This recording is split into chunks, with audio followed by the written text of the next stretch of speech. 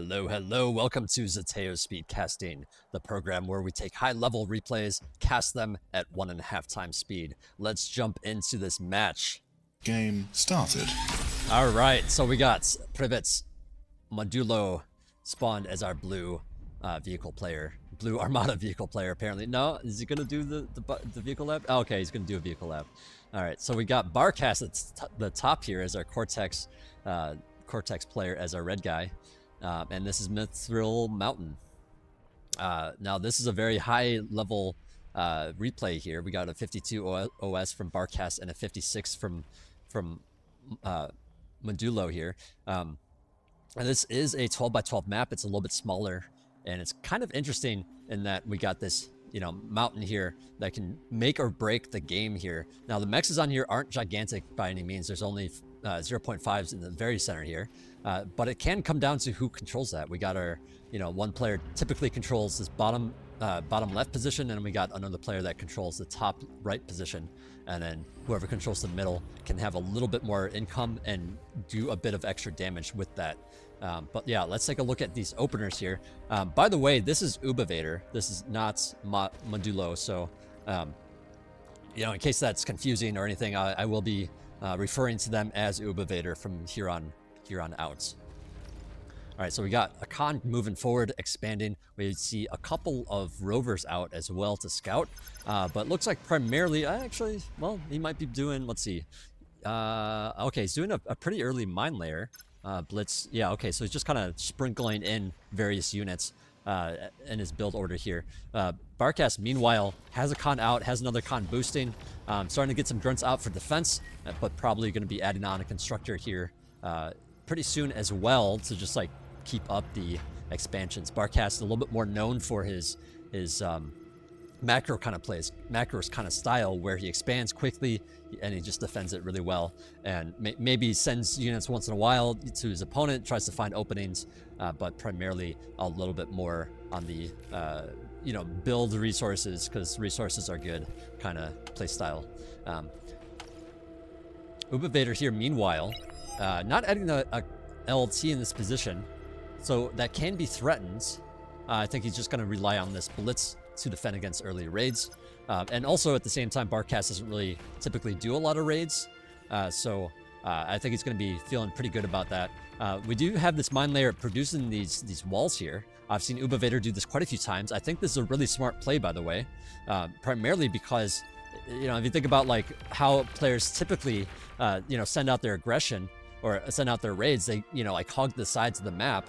If you put this wall here, now they have to go around the wall, and then they run into the LT. So the LT can be pushed away from the wall here and protect more things because of the wall in that position. And at the same time, you have that mine layer out, building it, and so you're not really not really wasting the build power of your constructors who really want to be adding on more mexes. So just a smart way to do it with the mine layer here. And then of course you have your mine layer to lay mines as well, so maybe you can find some nice easy pickoffs. Maybe a random unit runs into those mines and just gets taken out. Well, the grunt actually takes out the mine layer as well. A little bit unfortunate for Ubivator here. But yeah, we do already have another mine layer out, so I think he's just, looking to place mines aggressively on Barcast's side of the map. Maybe even get to constructor, maybe get some of these defending grunts. Certainly I don't know, I think it's just a really smart play to do. These mine layers are very inexpensive, and the mines themselves are not very expensive either, but they do take energy to cloak, so that's something to keep in mind. Especially the larger mines, they take a bit more energy to cloak, so you gotta be mindful of like making sure that your energy is high enough to keep them cloaked. Otherwise they show up as a silhouette like this, and then your opponent can just like pick them off with some manual fire. Anyways, we do see a lot of blitzes coming out here for Ubivator. He's expanding rather aggressively with this con at the bottom position. He does have that other con at the top, also expanding. So I think Ubivator is going to be in a good position here, primarily because these bot cons just take longer to build stuff. We do have a vehicle transition from Barcast, so we're going to see grunts, or I should say, we saw some grunts, and now we're going to start seeing some more incisors being added on. Economy is not quite high enough to have both labs at this point in time, so getting rid of that bot lab and just moving straight into incisors. And that's going to fare a little bit better against these blitzes, especially since these incisors have more range than these grunts now. So, you know, the incisors can use that to their advantage and get some extra shots off on these blitzes. But the blitzes are a little bit faster. You can kind of ball them out and run them through a location and maybe, you know, pick off some units really quickly that way. Mine layer is spotted, but yeah, I think all these mines in this position here can be a real threat for Barcast. We do see Ubivator moving his commander up to the middle here to claim it for himself, taking out the con of Barcast. Meanwhile, some blitzes come to the bottom location here and take out some mexes, but yeah, Barcast responds quickly, but I think because his units were up here and not like down here, it's became really easy for Ubivator to just kind of sneak in there, get some damage, and take out the con. These Janus, I've seen this quite a few times from Ubivator as well. He likes to add on these Janus. And I think this is a good style to have, but at the same time, you add on something like a Janus too early, and all of a sudden it leaves room for Barcast to just kind of run around them and makes it harder for you to defend various locations. But Barcast isn't really much of an aggressive player, so I think it's really going to pan out for him to just start adding on things like that, because Barcast you know, isn't as aggressive. Like, he could have potentially been sending some of these incisors down here and taking out all these mexes, but instead just sitting back chilling, being careful about how aggressive he is allowing Ubivator to build on these heavier units like medium tanks and Janus. So you know, Ubivator's going to have a stronger force here despite having less units. Oops, this pounder going to get picked off for free apparently. And yeah, it's just a really nice thing that Armada has at their disposal to have that Janus be able to shoot stuff from a bit more of a distance than... Ooh, looks like these units are running over these mines. All the blitzes are taken out. He also sees the commander, so he's going to get the heck out of there, especially since these incisors are moving to potentially raid at the bottom here. Now, this was absolutely a situation where Barcast could have avoided this army and just like gone straight through, but decides to pull back to defend.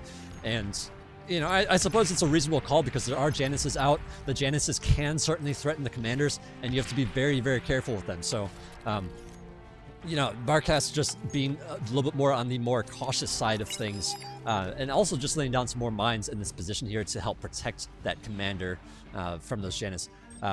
So in response, we see some Whistlers here. Whistlers able to do some chip damage from the side, and yeah, this is becoming a rather slow army here when you mix in Whistlers and Janus. It makes it hard. Actually, we see someone pointing this out, like there's this big opening here, potentially for, whoops, that was the wrong button. I want to hit that button. But yeah, there is somewhat of a big opening here, but because Ubivator has these slower units, he can't really pressure it because, you know, with Barcast having faster incisors, he can attack, or he can like defend this way and then also send reinforcements down this way. So that army would just get pinched, and you might be thinking, well, maybe he could just send the medium tanks since they're faster, you don't have to worry about stuff. But then you're leaving your Janus and Whistlers behind, making it pretty easy for this army to just kind of swoop in and take those more expensive units out for a lot less cost. So I think this is a reasonable thing to just not attack down there, knowing that could get pinched. At the top here, we do see some blitzes trying to come in here, but there are a lot of medium tanks here, and I think, yeah, Barcast needs to get the heck, or I'm sorry, Ubivator needs to get the heck out of there. But yeah, zooming out, looking at the big picture here, we do have Barcast owning this bottom corner, and Ubivator's maybe looking to take the top right corner for himself, but in the meantime, already controls this middle section of the map. So having a little tiny bit more economy, I mean, it's very slight here. It's really just like an extra max. We are seeing some fighters come out for both players as well, just making sure that no air shenanigans happen. And yeah, I'd be curious to know if these players... Okay, so we are actually seeing some bombers already. Usually I ask the question and then it happens, but in this case, because we're on 1.5 times speed, the bombers are already out. And with that, you know, I'm curious to know if Barcast is going to be able to, you know, deal with this. He only has so many fighters out, and you know, I think that becomes a very challenging thing to consider, or a thing to think about, because if your opponent has a big ground force, you don't really want to be spending on fighters. You want to be spending on things to deal with the ground force. But in this situation, there actually are bombers being added on. There's plenty of fighters out here for Ubivator, and he has a significant ground force. So I think this is gonna be really tricky for Barcast to handle if the bomber, once the bombers start going out. Now, something I sort of missed here is there was a small army that came out, took out this position, and then started moving down here. This is the remaining forces here. But yeah, with the loss of these mexes here, Ubivator's feeling, must be feeling pretty good about his income here. He's got to know he's a little bit ahead of his opponent at this point. And even some more blitzes coming in here, looking for that Khan. Apparently just walked right by it and get taken out here. But there was some potential to potentially like move up here, take out some wind turbines. And now it looks like the bombers are coming in as well. And behind this, we have a T2 transition. So we got this 1-2 punch, or 1-2 transition here from Ubivator.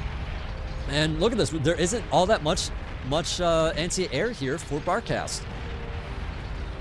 We had some fighters, but there's plenty of fighters for Ubivator to take them out, and we don't see any anti-air from the ground really. So these bombers are just kind of having free reign of the base, doing massive amounts of damage, taking out all the converters, doing massive amounts of damage to the winds. And yeah, this becomes a really tricky situation for Barcast. Looking at how that happens, oftentimes I'll talk about like, oh, should you really go into air at this point? Should you just stay ground? I think Barcast was in a position where he kind of needed to go more ground to deal with the existing ground forces of Ubivator. And this goes back to the fact that he went medium tank and Janus earlier. So he has these big powerful units out on the map, and it's harder for Barcast to deal with it. So he needs to add on more ground forces to deal with it. Meanwhile, Ubivator's building up an air force, and if your air force doesn't contend with that, then you're going to have some issues. Single tank here doing a little bit of damage to Ubivator, but yeah, the T transition's done. Barcast sees it and taps out. Battle ended. But just to go over my points a little bit more, you go into that transition from air, like the transition from you're doing heavy ground into air into T2. So when you make the move to air, you're producing air units and not that many ground forces, right? So you kind of need to rely on what you have existing, or you're gonna have just like kind of half and half kind of deal, and have an extra lab just kind of there eating up a lot of metal. So you generally want to do one or the other, at least on lower economy, and that can be really unsafe for the player going air. But also, like, if you're able to do damage, like, yeah, it can be really nice. So it's kind of high risk, high reward. But then if you follow it up with T2, well, now your ground force is even weaker because you're going T2. It's harder to have more T2 stuff out because they are more expensive, and it's harder to hold various locations because you just have less. But yeah, in this particular case, like, Barcast was behind, in terms of army value.